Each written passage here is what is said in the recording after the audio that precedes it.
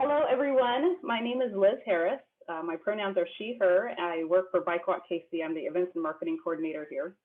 I am really excited that you're all here to learn with us today. We are going to be talking about decriminalizing mobility, decriminalizing walking and biking here in Kansas City, Missouri, especially. Kansas City, like much of the nation, has grappled with what it means to create public spaces which protect Black and Brown people.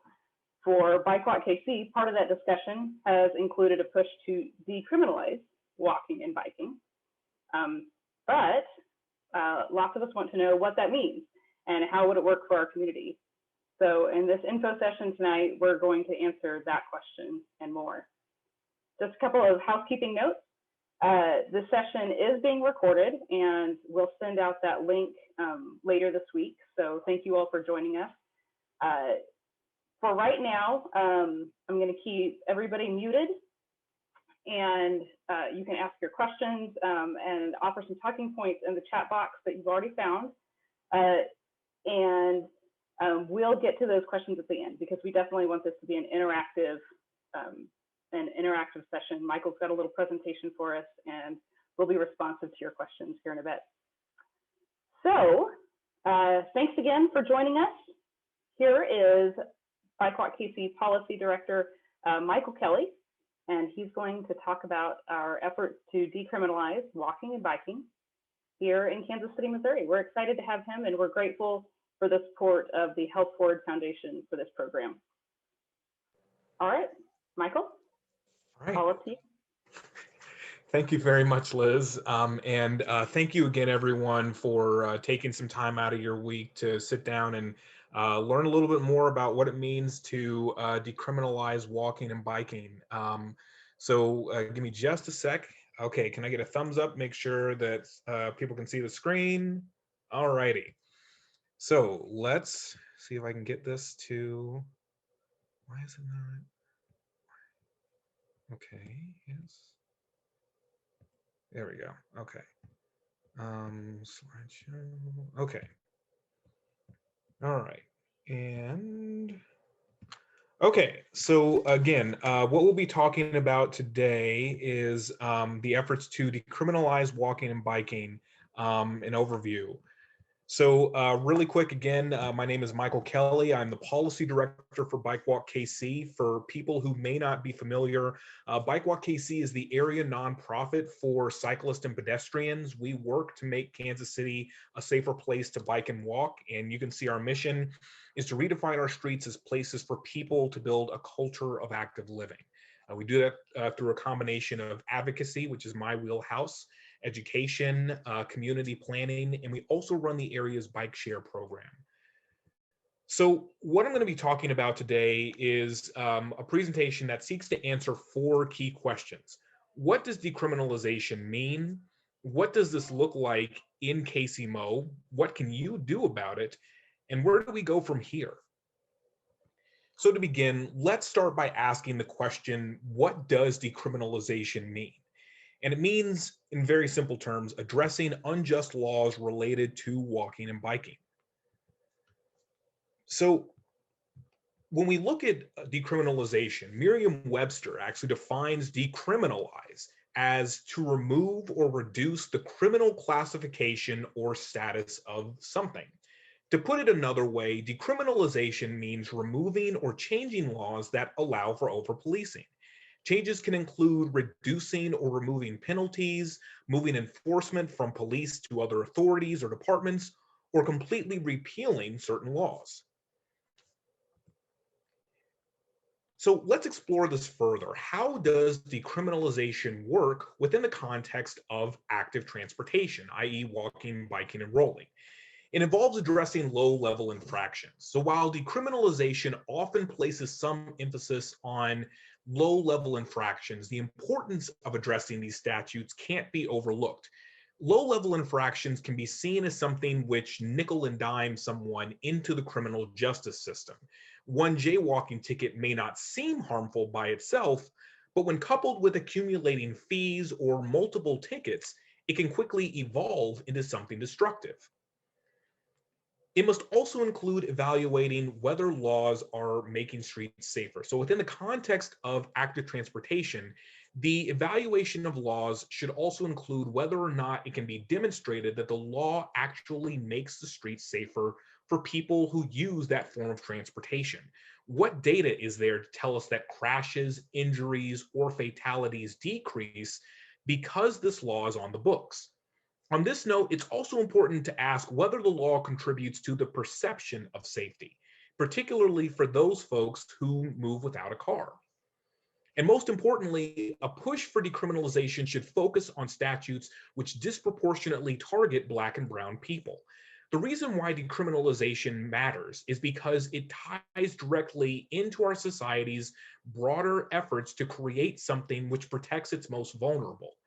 Given what we know about how these laws have been disproportionately used to target Black and Brown walkers and riders, decriminalization as an approach to a safer and more equitable transportation system is paramount.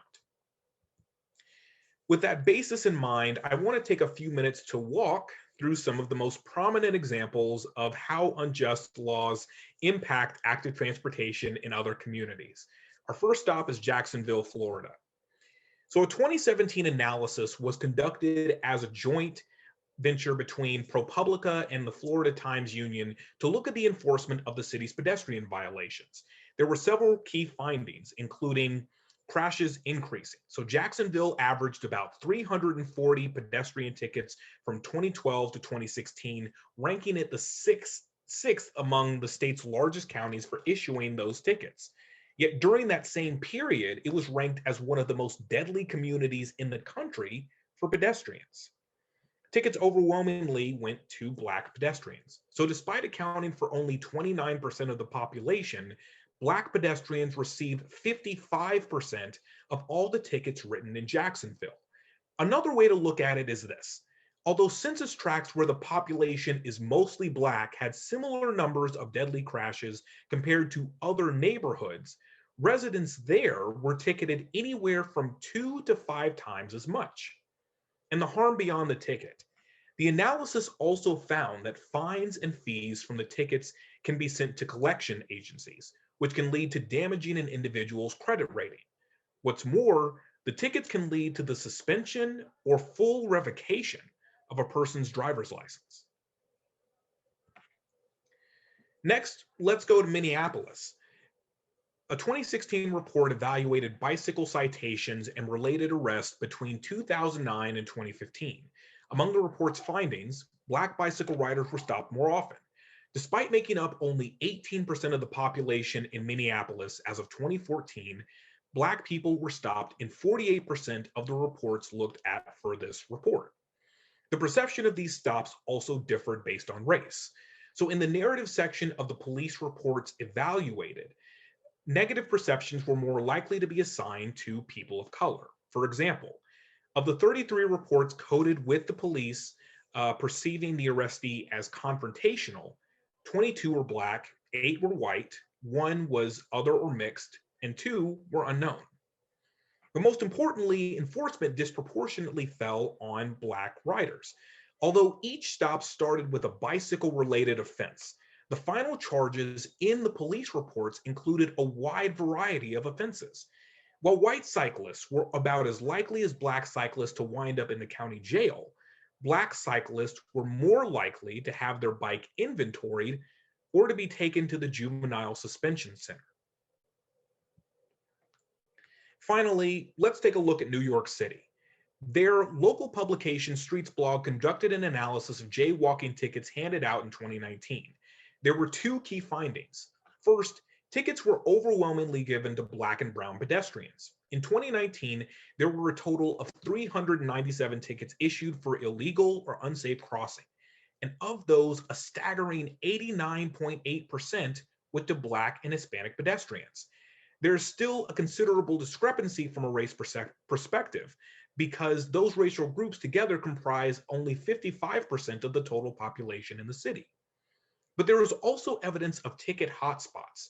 In other words, a very small amount of precincts appear to be issuing an outsized proportion of the tickets. As the author notes, just 3 of the city's 77 precincts, less than 4% of the total precincts in the city, accounted for nearly 40% of all illegal crossing tickets last year. So, what was done to address these things when these studies came out?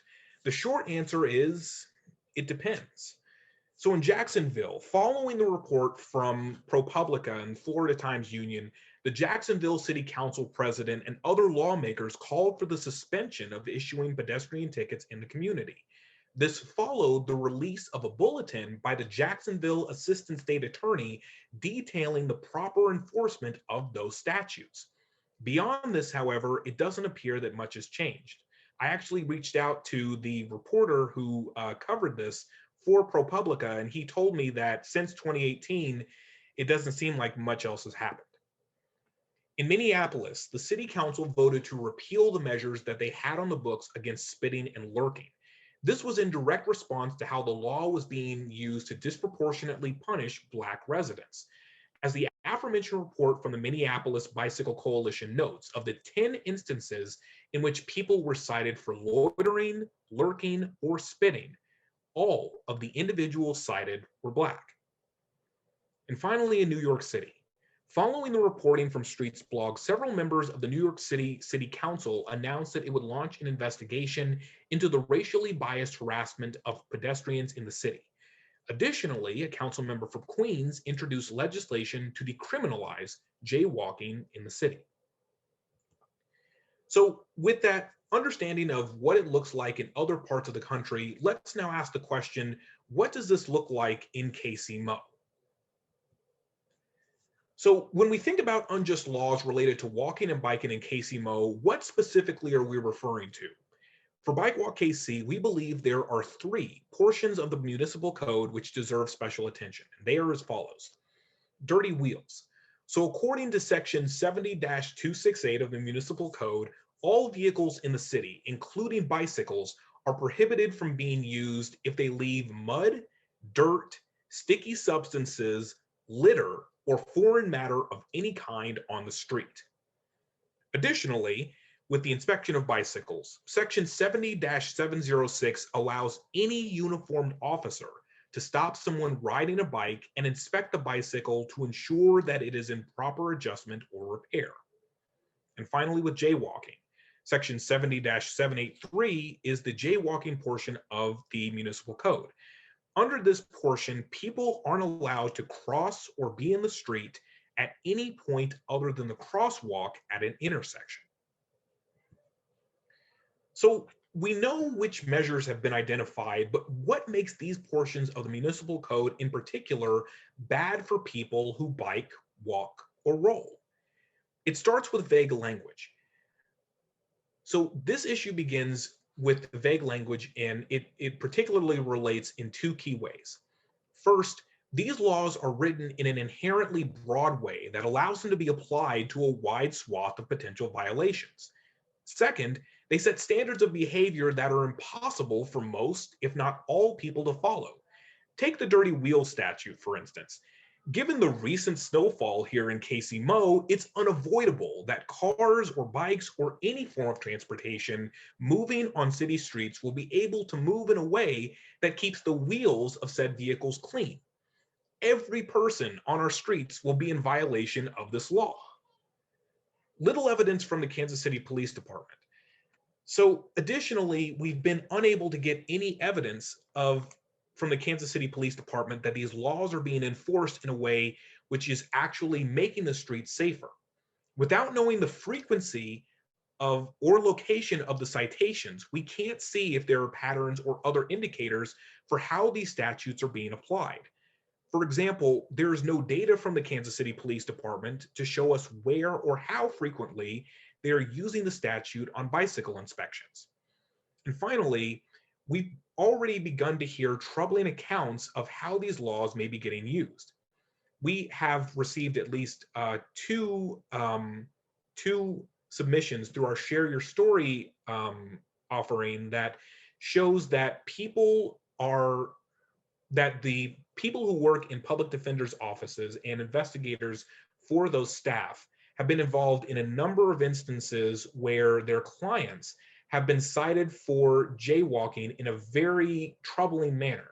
In instances where people were ignored, where it was not being applied specifically, and where it may appear to be specifically addressing only Black pedestrians.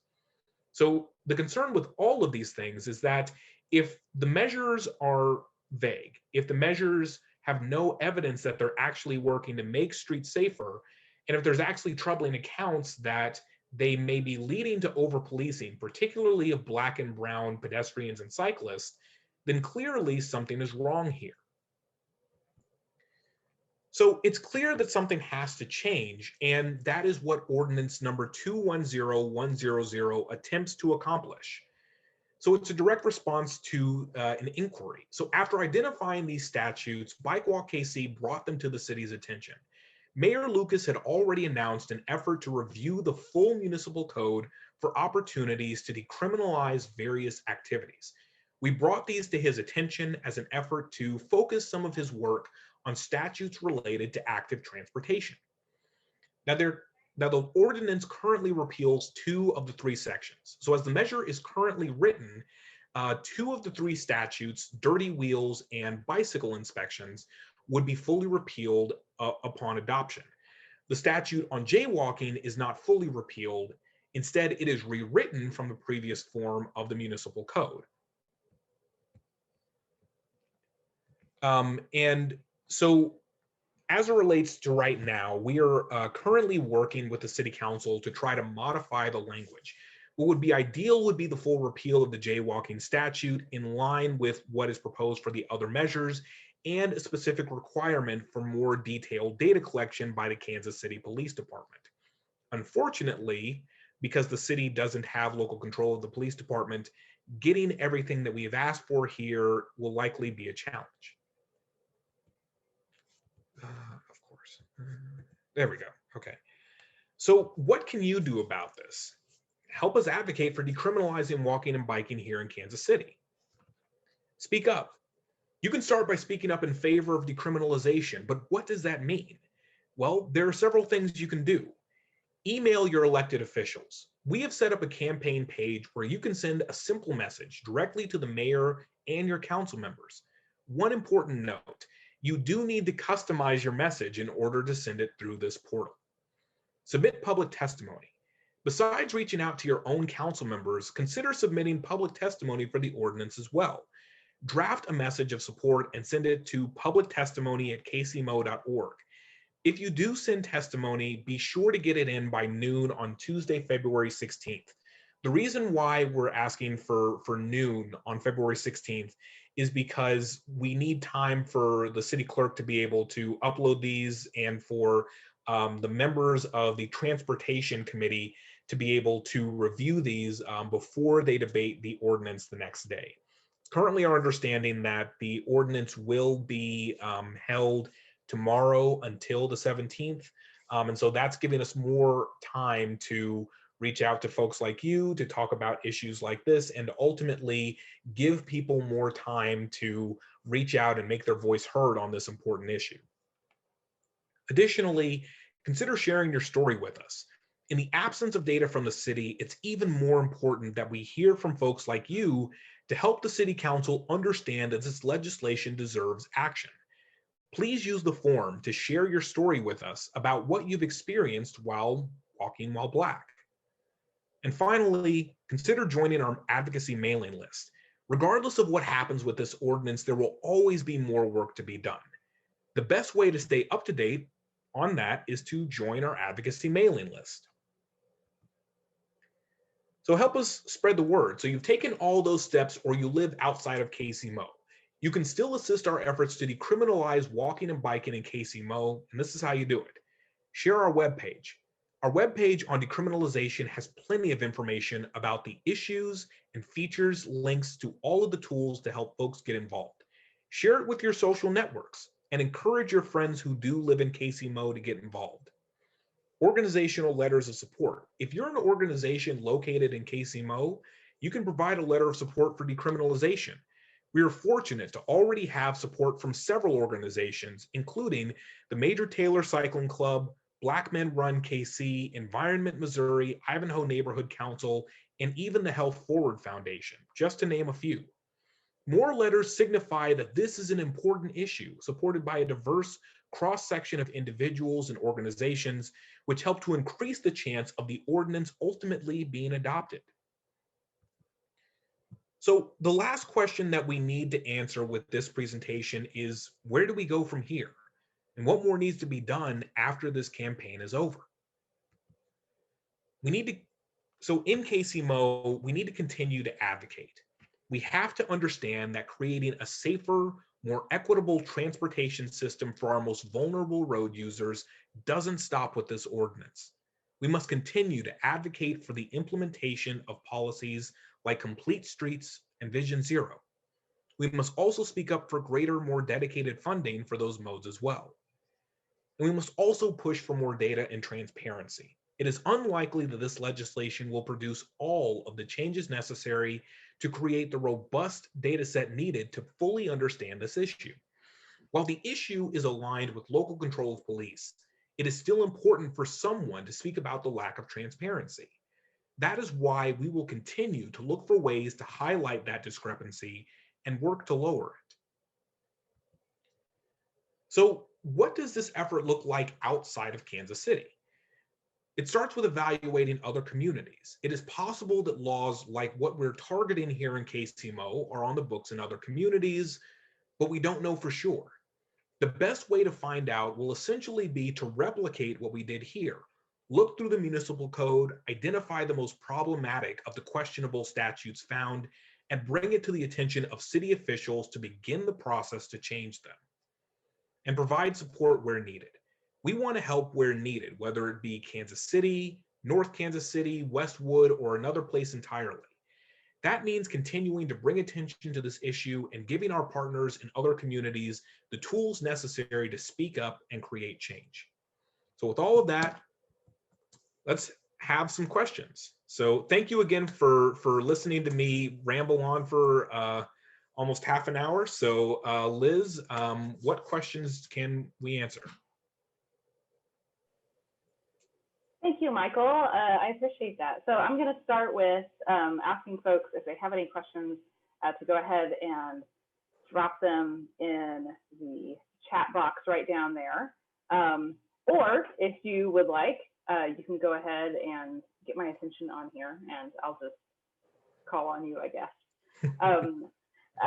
While we're waiting for folks to populate some questions in the chat box, I'd like to thank you all for coming. We've got some folks here representing communities outside Kansas City, Missouri, some folks from Kansas, some folks from North Kansas City. We really appreciate you coming because as we all know, this is not just a KCMO thing. We're starting with KCMO because that's a bite of the elephant, but that's definitely something that we'd like to continue working to spread outside this one city. So we have our first question. Speaking of questions for folks from outside of KCMO, Kim Neufeld from BikeWalk Wichita asks if we have some model language, especially if it's difficult to work to get the jaywalking ordinance repealed. Thank you for your question, Kim. The short answer is we don't have model language, but we would be happy to maybe talk with you a little bit more about what the jaywalking ordinance looks like in Wichita and maybe potential ways to try to modify it if you want. So feel free to send me an email and be happy to talk with you more about that. Yeah, I think we're always eager to work with partners and with folks from other biking and walking organizations and from folks who aren't biking and walking. Michael and I were just talking today how heartened we are to see support for this effort from organizations that are not just racial justice organizations and they're not just active transportation organizations. Because for this kind of big effort to succeed, we're going to need help from everyone, Mm-hmm. because this is something that affects all kinds of different people, especially Black and brown folks, but definitely all kinds of different people need to join the fight. So thank you for all of that. All right, Michael, I'm going to look up some more questions. Folks submitted questions when they registered, so I'm going to hunt down a couple of those here. Give me just a second.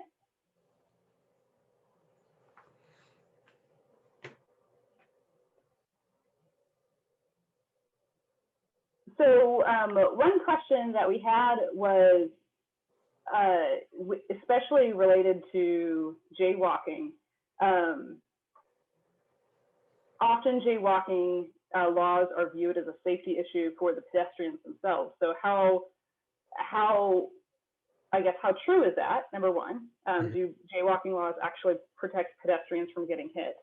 And number two, is there something that we can do to address the safety of the pedestrians as related to getting hit by cars, and also the safety of pedestrians as related to unnecessary interactions with law enforcement?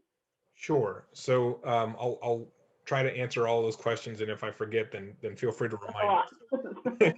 So with regards to the first question, there doesn't seem to be much data that jaywalking laws actually make people safer.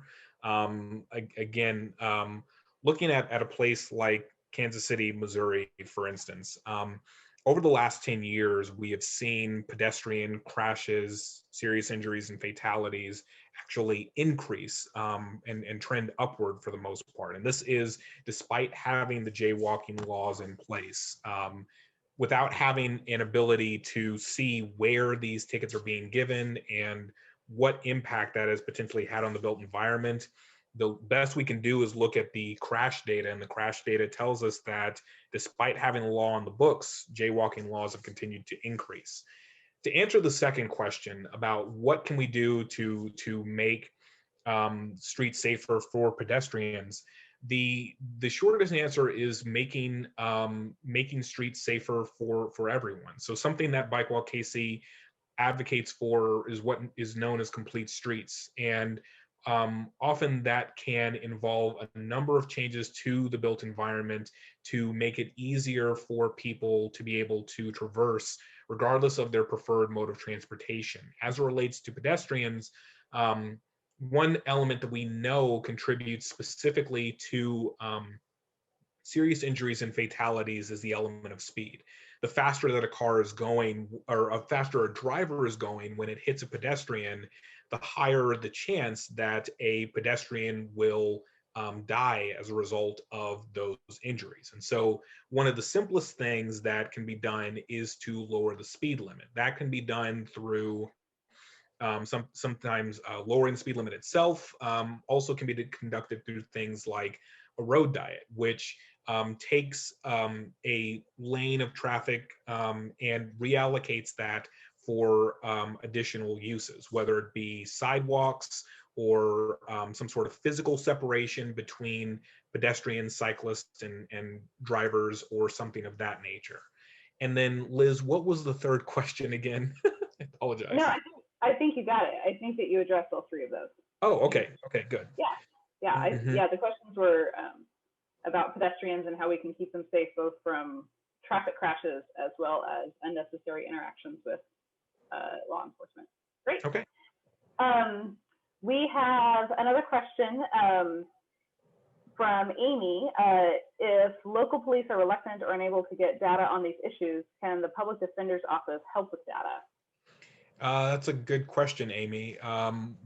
We haven't really explored that avenue, but it would be my understanding that if it's possible to request maybe through a Freedom of Information Act, then that could potentially be one way to gather that data and see what it could potentially tell us about how these specific laws may be impacting traffic safety more broadly. For this, we had talked about people submitting public testimony and folks sharing their stories. Is there a way that just us lay people, not city staff, is there a way that we can view those? To view the stories, it depends on the submission itself. So if you look on the form, there is an opportunity for you to say, I'm only sharing this with BikeWalkKC. I only want to share this with an elected, or I want to share this with more people. So if there are submissions that people say, I'm fine with sharing this with more folks, we've also been reaching out to those folks and asking them to submit that testimony for the full city council. And so when you submit something through the email process, the public testimony at kcmo.org, the city clerk has been uploading testimony for various ordinances onto the page where the ordinance is located. So if they choose to do that, it will show up on the page where the ordinance is located. Okay, so if they go to the city clerk's website, while you're talking, I'm going to try to find this so I can drop that link in the chat. Oh, I think that would be super helpful. Or if you've got it up. And Michael and I both operate with about 40 tabs across the top of our screen at once, so he might still have that from this morning. I do, and I'm dropping it in now. So, thanks. Yep. So again, we haven't had many submissions yet, but when we do, and we expect to get a few more in before next week, that is something that would be one place where you would be able to see those submissions. So what's a way that that we can talk about this with our neighbors? Because I know that each one reach one is kind of it's a good neighborhood strategy, right? We've got our neighborhood community organizer here with Lottie Horton, and I know that just folks talking to each other about what it means to decriminalize walking and biking is a good strategy for us to get the word out. So can you give us a couple of talking points that could help somebody just start a conversation or maybe answer some questions about what does it even mean? Right. So so something that I think has really kind of gotten a lot of people's attention when I've approached them is talking about the dirty wheels. Like a lot of people have no idea that Kansas City has that law in the books, and I think that talking about, we have this law in the books that says you can't operate a car or bike with dirty wheels is something that really gets people's attention. But to think about it a little bit more systemically, we have said that as a community, we want to try to find ways to decriminalize and allow people to engage in more of the activities that we know are beneficial for the community. That includes biking and walking, but unless we're willing to take this step and decriminalize these activities that we know are good for a whole host of reasons, that will be more difficult, especially for some of our most vulnerable road users. So what you're saying is that we've set these priorities, that in order for us as a community to reach these priorities, we've got to break down some barriers. Yes. That have been set in place that especially hinder folks who might be racially profiled, or they might it might be a class issue.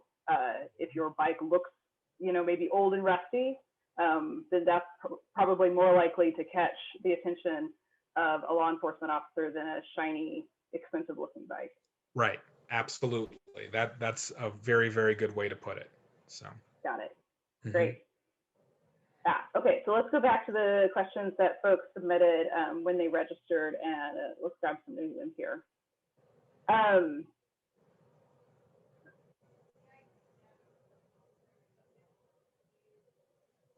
So I know that we're having.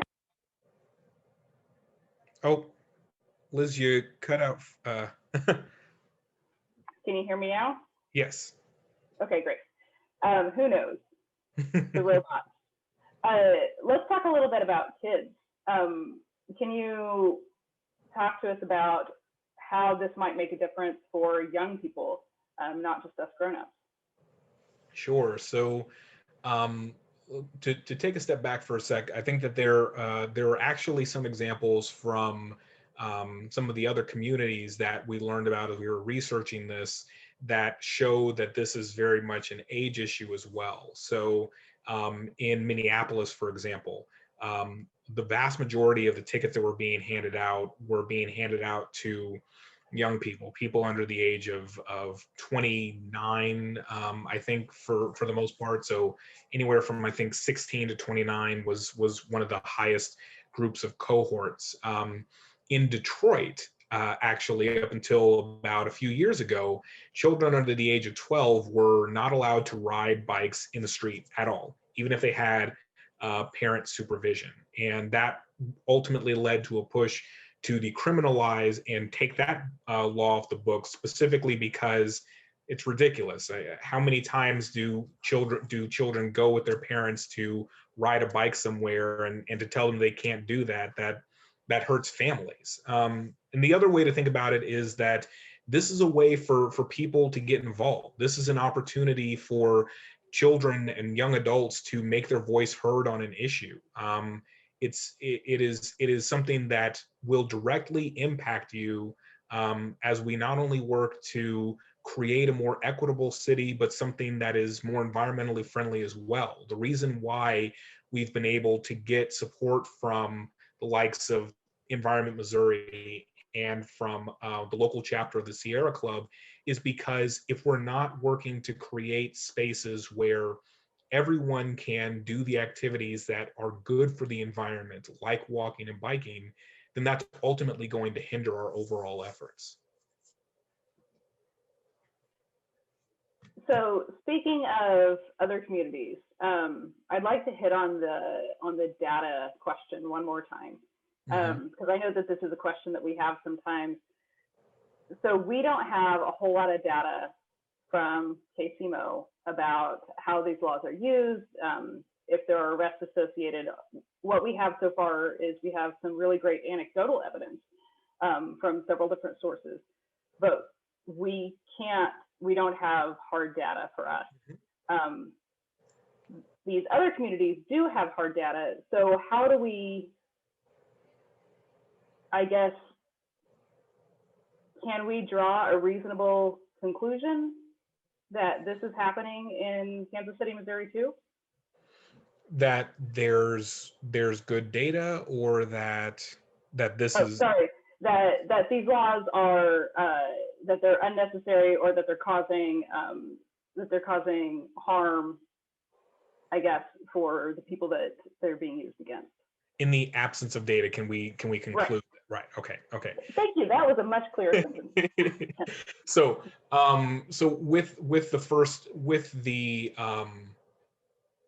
the dirty wheels law, again, there's no way for, even if you accept that there's some sort of safety component to it, there's no way for Kansas City Police Department to be able to enforce it in any way, shape, or form in a way that is equitable, widespread. They can't do it. So that would be the first reason with that. Even without data, you should get rid of it because it doesn't make any sense.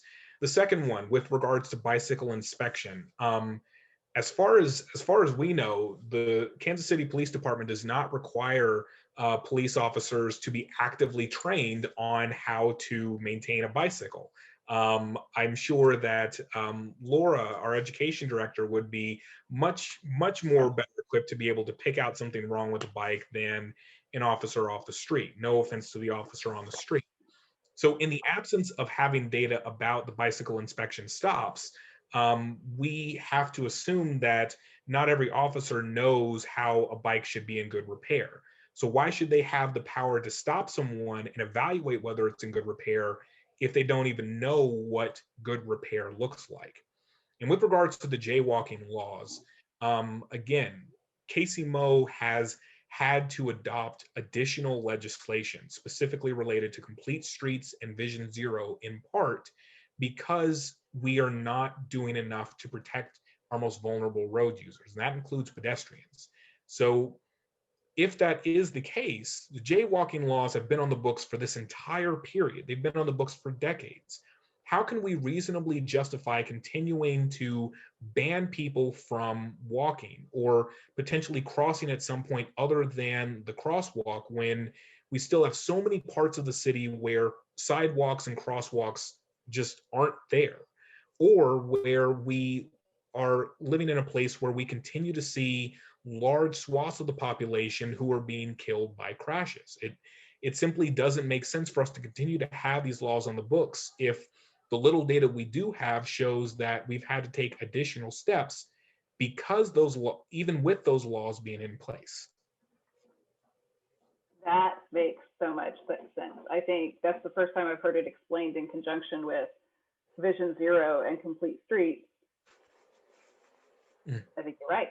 Yes, and if I could add on one more point about Vision Zero. So I think someone had asked a question about how Vision Zero ties in with the efforts around decriminalization. So a big part of what makes Vision Zero effective is looking at the data. We are driven to evaluate the data in a way that we haven't done in the past.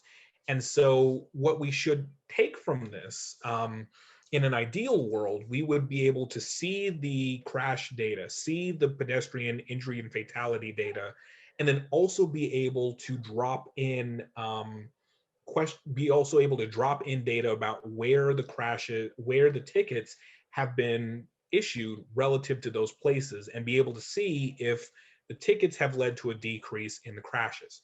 In the absence of that, the reason decriminalization is important is because it offers an ability to address the equity element of Vision Zero. The idea that if we really care about creating safe streets for everyone, that has to mean for everyone, including our most vulnerable road users and Black and brown road users in particular. And so if what we're doing is not only related to the issue of safety, but the perception of safety, then those are both things that we should strive for as we work to implement things like Vision Zero. I feel like I've been to school today. This has been excellent. Okay, so I'm going to leave the chat box open for just a couple more minutes for some questions, just in case we have any last minute ones. This has been a really enlightening conversation, and I have really gained a lot from this. So thank you all.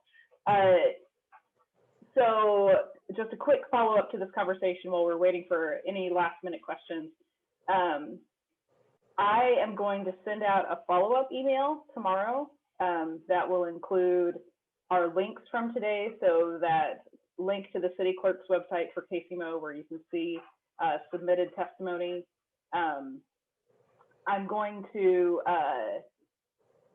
include the link to our decriminalization page. That includes buttons to email your electeds, submit public testimony, share your story, join the mailing list. If you're representing an organization that would like to support these efforts, you can also find information there on how to submit a letter and to sign on as part of the coalition to decriminalize walking and biking. And while I'm chattering, I'm going to recognize North Kansas City Councilperson Bryant DeLong. Yes, sir. Go ahead. No, I just got a question from Amy Shriver. I didn't want it to end before I was able to ask her if there's a specific part she wanted me to address. She was asking me, if I would want to speak to any of this. And sorry, I did turn you guys down for a minute because I'm doing 2 meetings at the same time. So, sorry, I missed a part. Now, Brian, I'm wondering from the perspective of a council member, just your reactions to the topic and about how what you need to hear from the community to help you, advocate for your district. And if some of this resonates. I didn't mean to put you on the spot, but I was curious, as an elected official, how you were processing this and what can we do to help you? No, Michael hit on part of it earlier. I mean, a big part of all this is always, part data, part storytelling. And without the data, you're really leaning heavier on the storytelling part. So, what what you've seen, and doing those direct contacts out to elected officials, because sometimes you know, issues come up and we do get those forms, and like you say, making sure those are customized. You know, real stories are the easiest things to lean back on. So, you know, I have this person I know, and this actually happened to him at this intersection right down the street from me. You know, my wife almost get hit by a truck the other night by a stop sign, you know, down the road here. I mean, that would actually happen. I mean, you know, these are the real impactful sort of, you know, real stories. I mean, that's in terms of advocacy. I mean, that's always the strongest for me is hearing those real stories. You know, knowing the real impacts on people. You know, really hitting home on that. So, you know, I think that's important to really drive it in that regard. And like I say, yeah, directly reaching out. Sorry if I missed something else here. I'm looking through. Obviously, that's good. I mean, Kansas City, we already had bike walk look through our bike code. I think our bike code's okay. We probably need to go through our pedestrian side of things a little bit more, in particular to North Kansas City. I saw this topic come up and I started going through ours real quick, but there's so much stuff in there. It's going to take a little bit more time than what I could do in, you know, 15 minutes of knocking out research. But, you know, but I'm sure Bike Walk would be glad to help at some point too. I'll put Michael Kelley back on the spot. Absolutely, Councilman DeLong. We'd be happy to help you with that. Yeah, please send me an email when you get the chance, and I'd be happy to follow up with you on that. No, perfect. And I was here to learn as much myself today too. So, you know, thank you for your presentation. Absolutely. And if I could have one more quick thing, Liz, before we go to wrap it up, I do want to really thank every organization that has offered a letter of support or helped to spread the word. I see Bridget's here from Environment Missouri, and they were one of the first organizations to offer a letter of support, along with Mitchell from the Major Taylor Cycling Club. We really do appreciate having the support from organizations like yours, because it helps to demonstrate once again to our electeds that this is something that affects everyone. It is being advocated in support of by a diverse cross-section of organizations with a variety of priorities that all see the importance of making it safer and easier for people to be able to walk or bike in Kansas City. So we really do appreciate their support. Liz, I had put someone else on the spot in a private message. I wanted to hear quickly from Maya about the urban health class and if this has been helpful in terms of taking it back to her class and how it intersects. Maya's going to kill me now. No, it's fine. So we're 4 weeks into the class, so we haven't gotten too far into some of the different issues. We've talked about health issues thus far. But we did just start reading The Color of Law this week, which talks about the laws in housing inequity that exists for urban areas and for Black and Brown populations. So it's very interesting to learn that along with laws that, you know, exist in housing, there's also all of these other laws outside of that in cities that just make it hard to live in cities. So I found that very interesting because biking and walking just seems like such a normal thing to do, especially in an urban area. But knowing that Black and Brown populations are concentrated in cities because of how segregation occurred, to know that also there's laws that prohibit them from walking and biking comfortably or as is necessary. It's just interesting to know, and I tied it in with that because that's what we started reading this week. Color of Law is a fantastic piece of literature, so I think that everyone should read that, and props to your teacher for asking you guys to do it. The other thing I'll note really quickly with that is that something that they begin to touch on, that transportation advocates have been increasingly trying to bring to the national spotlight, is how the development of highways not only worked as a means of destroying vibrant Black and Brown neighborhoods, including places like Kansas City, but also how it has contributed to a host of other transportation related issues that we face, be it increased crashes because people are isolated, worse health outcomes from not having sidewalks, or even environmental impacts like increased instances of asthma among children because of all the air they're having to breathe that includes carcinogens coming from car exhaust. So there's a whole host of stuff to talk about there, but we're already getting pretty close to time. So I will kick it back over to Liz. I love it. Join us anytime for another round of transportation nerds. We love to play that game. I want to share my screen for just a couple more seconds here. And I want to thank some of the organizations that made this possible tonight. The Health Board Foundation particularly is instrumental in our coalition building work. We also appreciate the Hull Family Foundation, Enterprise Bank, Blue Cross Blue Shield, My Sidewalk, the Shoemaker Family Foundation, and of course, our members at BikeWalkKC. We are a member-supported nonprofit organization, and we are deeply grateful for each individual person, each family that supports our work, and that makes it possible for us to create places for people in the Kansas City region. Thank you to all of you for that. Just one more quick reminder to